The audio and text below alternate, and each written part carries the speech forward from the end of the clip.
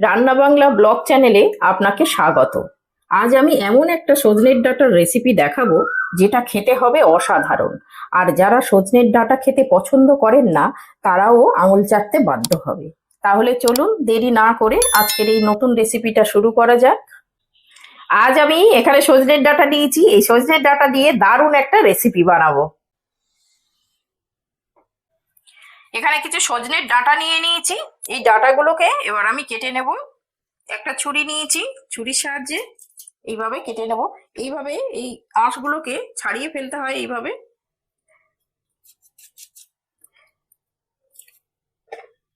এইভাবে সুন্দর করে আঁশগুলোকে ছাড়িয়ে ফেলতে হবে।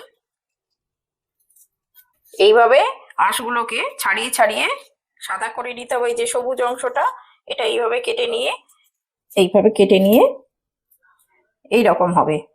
এইভাবে আস্তে আস্তে করে সবগুলো কেটে নেব।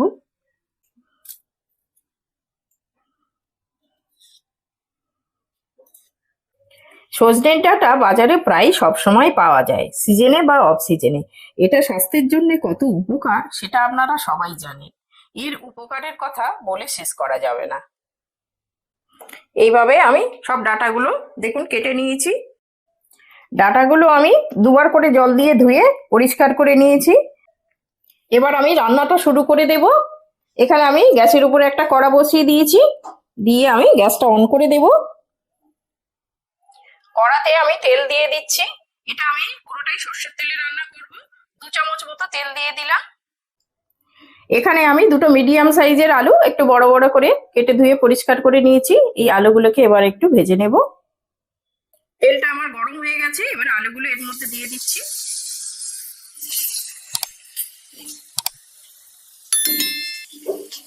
এইগুলোকে আমি হালকা ব্রাউন করে ভেজে নেব। আলুতে খুব সামান্য আমি একটু লবণ দিয়ে দিচ্ছি, দিলে আলুটার মধ্যে লবণ দিয়ে ভাজলে আলুর স্বাদটা খুব বাড়ে। আর খুব সামান্য একটু হলুদ দিয়ে দিচ্ছি, আলুটা খুব সুন্দর একটা কালার হবে। এটা দিয়ে একটু ভালো করে নেড়ে চেড়ে একটু ভেজে নেব। আলুটা আমি একটু ভাজতে দিলাম, এটা ততক্ষণ ভাজা হোক। এটা একটু আলুটা সিদ্ধ হতে একটু সময় লাগবে, একটু ভাজা হোক। তার আগে আমি একটুখানি মশলা বানিয়ে নেব। আমার গাছে দেখুন কি সুন্দর টমেটো হয়েছে, আমি এখান থেকে দুটো টমেটো তুলে নেব। এই দেখুন কি সুন্দর টমেটো, দেখেছেন? এই দুটো টমেটো তুলে নিলাম। আমারও গাছে দেখুন কি সুন্দর সব লঙ্কা ধরে আছে, আমি এখান থেকে দুটো লঙ্কা তুলে নেব। দুটো লঙ্কা তুলে নিলাম। এবার এই টমেটো গুলোকে কেটে নেব। এই টমেটো কেটে আমি মিক্সির জারের মধ্যে দিয়ে দিচ্ছি, একটু বড় বড় করে কাটছি এগুলো, যেহেতু মিক্সিতে পেস্ট করব।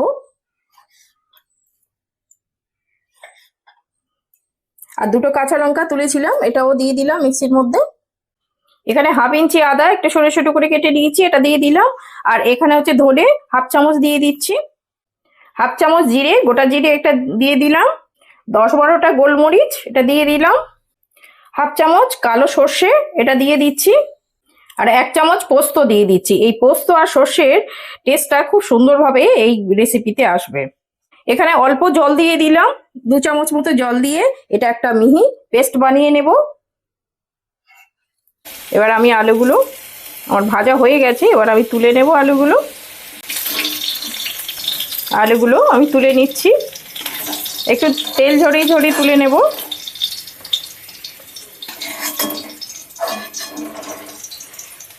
সব আলুগুলো আমি তুলে নিলাম ভেজে।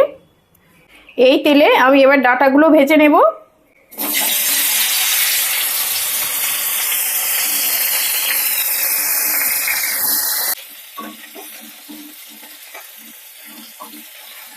আবার এই ডাঁটাটা ভাজা হয়ে গেছে, আমি এরকম হালকা ভাজবো, খুব বেশি ভাজবো না। আর এই ডাঁটাটা একদম কিন্তু তেলও একদম করে না, তেল টানে না, খুব কম তেলে এই রান্নাটা হয়ে যাবে। আমি এবার এগুলো তুলে নেব, ভাজা হয়ে গেছে।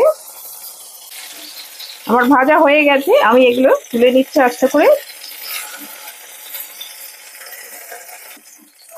এইভাবে তেল ঝরিয়ে আমি সবগুলোকে তুলে নিলাম।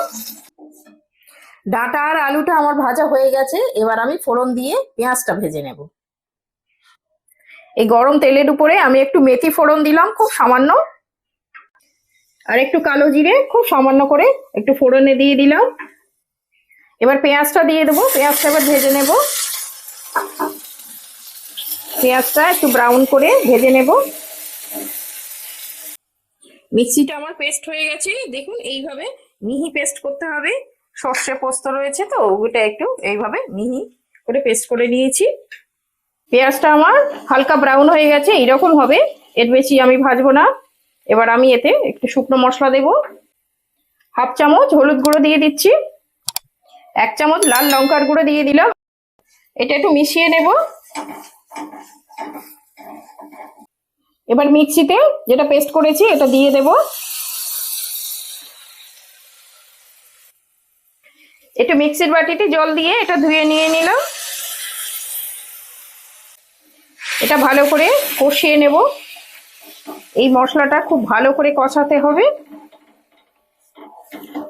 এই কষার উপরে এই রান্নার স্বাদটা বাড়বে। যেহেতু পোস্তটা আছে, পোস্তটা একটুখানি ভালো করে কষাতে হয়, কষালে তার স্বাদটা বাড়ে।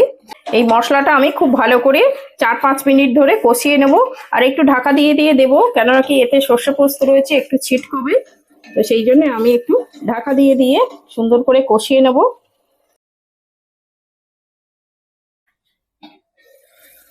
মশলাটা দেখুন কি সুন্দর তেল ছেড়ে দিয়েছে। আমি ঢাকা দিয়ে দিয়ে 5-6 মিনিট ভালো করে কষিয়ে নিয়েছি। এবার আমি লবণ দিয়ে দিচ্ছি স্বাদ মতো। এবার একটু ভালো করে মিশিয়ে নেব লবণটা। এবার যে ভেজে রেখেছিলাম যে আলুটা, এই আলুটা এবার দিয়ে দেব। দিয়ে এটাও 2 মিনিট একটু কষিয়ে নেব, মশলার সঙ্গে ভালো করে মিশিয়ে নেব, তাহলে এই মশলার স্বাদটা আলুর মধ্যে যাবে। এটা আমি 2 মিনিট কষিয়ে নিয়েছি। এবার আমি এখানে একটু গরম জল করেছি, এই গরম জল দেব। এই রান্নার মধ্যে গরম জল দিলে স্বাদটা খুব ভালো বাড়ে। আমি এখানে 2 কাপ মতো গরম জল দিয়ে দিলাম। এবার একটু ভালো করে মিশিয়ে নেব। এটা ভালো করে মিশিয়ে নিয়েছি। এবার যে ডাঁটাটা ভেজেছিলাম এই ডাঁটাটা দিয়ে দেব। এটা ভালো করে মিশিয়ে নেব। এই ডাঁটা আলু সবগুলো ঝোলের মধ্যে মিশিয়ে নেব। এইভাবে করে আমি এবার ঢাকা দিয়ে এটা আরো 5-6 মিনিট ফুটিয়ে নেব। নিলে এই মশলাগুলো সব ওই ডাঁটা আলুর মধ্যে চলে যাবে। এটা আমি তাহলে ঢাকা দিয়ে দিলাম। ঢাকা দিয়ে 5-6 মিনিট ফুটিয়ে নেব। 5 মিনিট হয়ে গেছে, আমি একটু ঢাকনা খুলে নাড়িয়ে দিচ্ছি।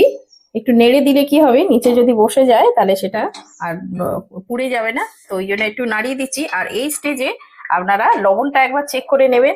আমার একটু লবণটা কম আছে, তাই আমি একটু লবণ ছড়িয়ে দিচ্ছি। খুব সামান্য একটুখানি লবণ দিয়ে দিলাম।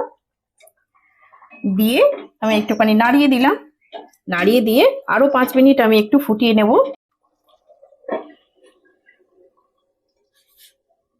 আপনারা সজনের ডাঁটার রেসিপি তো অনেকভাবেই করে খেয়েছেন। আমার কথা মতো এই রেসিপিটা একবার বানিয়ে দেখবেন, সবার খুব ভালো লাগবে। আর যারা ডাঁটা খেতে পছন্দ করে না তারাও চেয়ে চেয়ে খাবে। এই রেসিপিটা এত ভালো হয়, গরম ভাতে বা রুটিতে দারুণ লাগবে। আর আমার এই রেসিপিটা যদি ভালো লেগে থাকে তাহলে একবার সাবস্ক্রাইব করে পাশে থাকবেন। আর 5 মিনিট হয়ে গেছে, আমি খুলে নিচ্ছি ঢাকনাটা। দেখুন কত সুন্দর হয়েছে, কালার দেখেছেন? রান্নাটা দারুণ। এটা দেখতে যত সুন্দর, খেতেও ঠিক ততটাই সুন্দর। দেখুন কত সুন্দর হয়েছে, আমি এই তুলে দেখাচ্ছি। দেখুন দেখুন আমি আলুটা কেটে দেখাচ্ছি, কত সুন্দর সিদ্ধ হয়েছে, দেখেছেন? একদম পুরো মোলায়েম হয়ে গেছে আলু। সব শেষে আমি একটু ধনেপাতা ছড়িয়ে দিচ্ছি। ধনেপাতা ছড়িয়ে দিয়ে আমি গ্যাস অফ করে দিলাম। আর দেখলেন তো কত কম সময়ে কম উপকরণে এই রান্নাটা আমি তৈরি করে নিলাম।